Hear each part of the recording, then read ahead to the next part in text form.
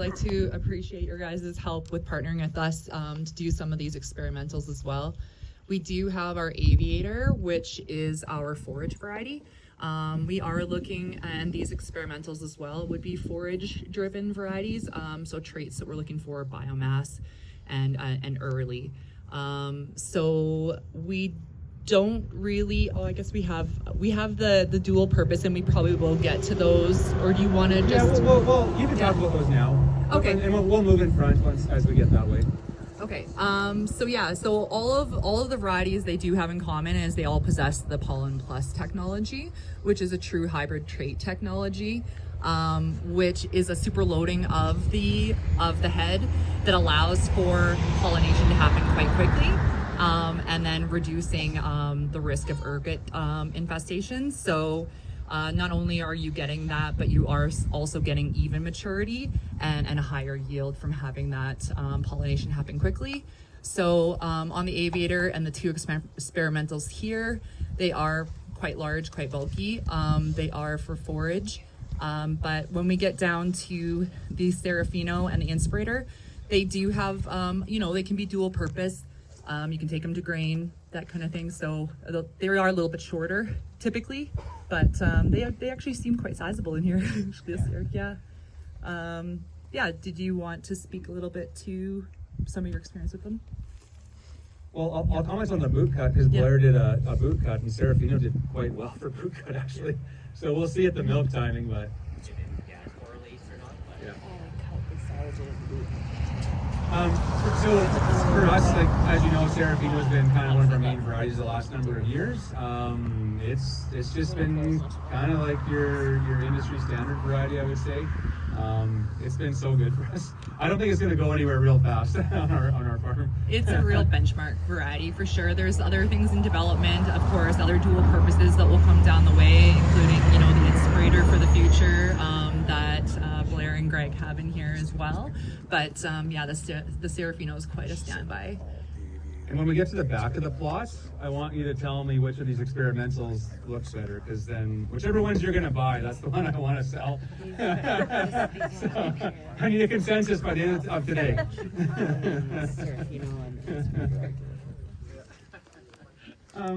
Anything else on these varieties?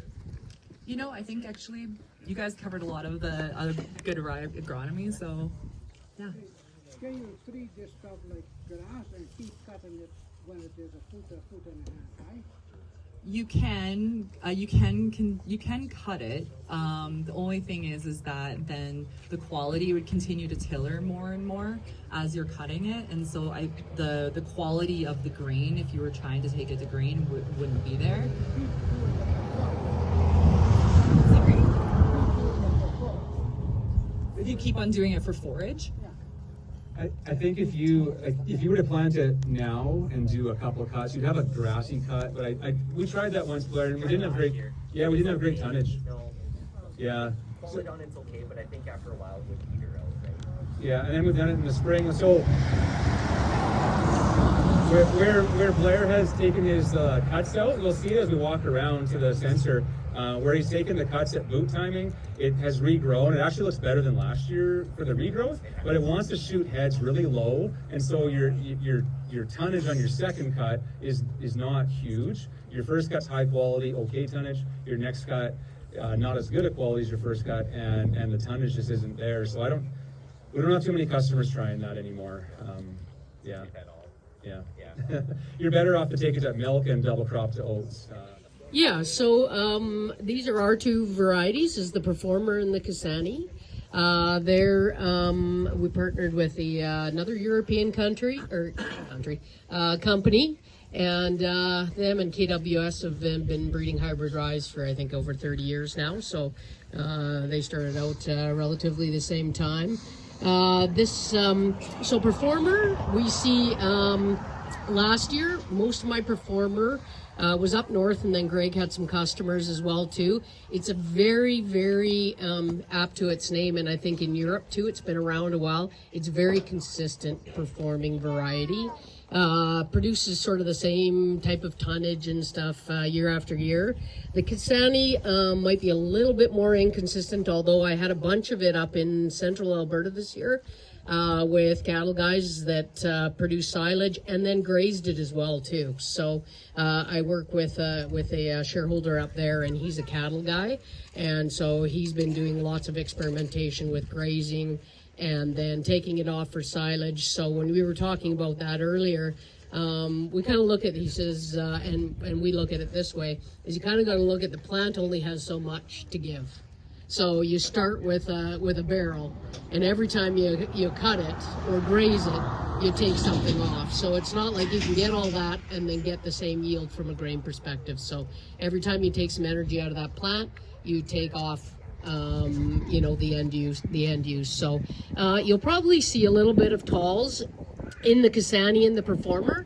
It's just a different system than the KWS, which uses the ORAN9 gene right in their genetics. So it's just a different system to achieve heterosis. So SU blends theirs with an open pollinated to get a little wider window and more pollen shed to create faster heterosis and deal with the ergot problem. Because that's the biggest issue in rye is, can you get that flowering and can you get it done quick and set so that ergot doesn't have that chance to get in there. So it's just a little different system than KWS uses, but they're both very successful in getting a huge amount of pollen out there.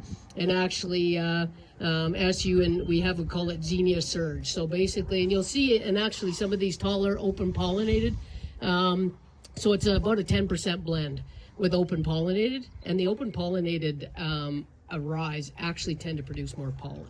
So that's another reason that we get this window and a wide amount of pollen. So it's just a different way of dealing with ergot, right? So.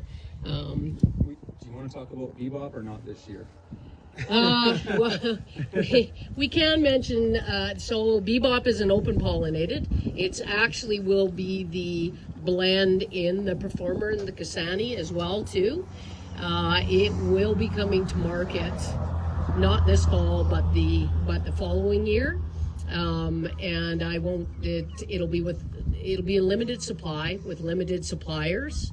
And there will be a VUA on the end of it. So just like the certified seed use only, and the same with the hybrid rye, you can do a certified. So there will be some constrictions as far as, but it will be, there are some agronomic features, especially for guys that the hybrid rye doesn't pencil out for them.